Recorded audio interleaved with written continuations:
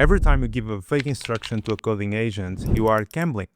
And the worst part is that the agent won't tell you. So here's a workflow that flips that. Let's say that you want to build a subscription management. You want to manage your subscriptions like Netflix or Prime Video, whatever. So you open your coding agent. It might be Cursor, it might be Claude Code, it might be GitHub Copilot, whatever. The one that you use in your day-to-day. So you prompt it with a simple prompt saying, let's build a subscription management to keep track of my Netflix, Prime Video, and so on.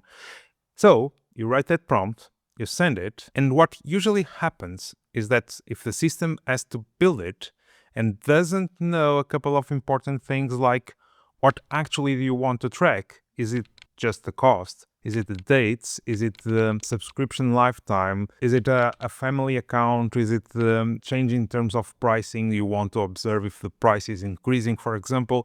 If you don't say those details, basically the coding agent will infer those. So now, if we take this to something that we have been talking about recently in this world of AI and building with agents, that is specs or spec-driven development is one way to do that. Writing a complete document, a proposal of what you want to build, usually those documents tend to be quite extensive. So let's say that I use a coding agent to go from that tiny little prompt, the one, let's build the subscription management thing, to a spec. The spec will be a ton of lines, a huge document, a ton of details. Inside of those details, some things might either be missing or some things might not be clear. But when you glance through that document, some things might go unnoticed. And eventually, when you reach the final stage where you have the code or you are trying to deploy it or you don't even test it and you are just trying to use it, maybe the thing that you just built is not the thing that you were looking for. And why that happens? Because that small little line that you had in the beginning as the first prompt to build the spec or the first prompt to build the product, the feature, there's a ton of things missing. So the LLM is always, I'm here to help you, sir. So we'll try to do every single thing for you and we'll try to guess all of those things. What I want to share with you today is one way to flip that with Claude Code. The thing that I want to share with you is a tool. The name is Ask User Question. And what is this thing? This tool is a tool that knows how to stop the process and ask a couple of questions to get more context out of you. So before proceeding with trying to do anything and trying to guess or filling the blanks, what the tool will actually do is to stop the execution, ask a couple of questions, and then proceed. Sounds simple, right? The problem is that some of the coding agents that we use nowadays don't have this in place. Cursor has something similar. However, tools like GitHub Copilot don't have an explicit tool like this one. At least at point of recording is a feature that everyone is asking for. There's a ton of demand for it, but it's not there. And the cool thing about this tool in the context of Claude Code is the way that it was implemented. Why do I say that? Because at Claude Code, when you use the Ask User Question tool, Claude Code will stop the process and will start asking questions, but they are multi-option questions. So you don't feel paralyzed with the question. You still have different possibilities that the agent is offering, and a couple of them might come back as recommended approaches. Then you need to take your decision, but at least you are involved on those decisions. It's not something that you just let the agent do. What I like about this process is that it removes part of the pressure on writing the perfect prompt, because you don't need to overthink some things, or you might forget some couple of important details, but you don't need to spend a ton of time trying to improve that prompt, because then you can use a tool like this to improve the prompt itself. What is a great process, at least to find the things that you missed or the things that are implied in the prompt, but you need an active decision. To a point that it feels like that the best prompt engineer in our workflow is actually the AI itself. So let's see it in action. I have been working in this tool, that prompt, that is a tool that allows you to manage your own library of prompts and quickly enhance prompts that you write to have a better prompt in just a couple of seconds. And one of the things that I'm working at the moment is in the integration with Paddle. Paddle will be the place where I will manage licenses. For example, it's kind of like Stripe if you want to think about it, but a bit more integrated with the software. And I was working on this, so the thing that I've done was to write a spec. And I used spec-driven development to build this thing with SpecKit. But before keep going with that spec, I can take a moment and use the ask user question to understand if that spec has some limitation. And I will prompt using Claude Code, read the path to the spec document, and interview me about everything I might have missed. Implementation details, edge cases, trade-offs. Skip the obvious stuff and keep going until it's complete. Then please update the spec. So I'm basically saying, let's look into this spec and try to find all of those things that might be missing, and don't stop until we have covered every single thing. Okay, that's the idea. So now I will run this in plan mode and let's see what happens. And it comes back with this quick dialog or wizard to get our answers. By the way, if you use Claude Code, likely you have seen this before. Why?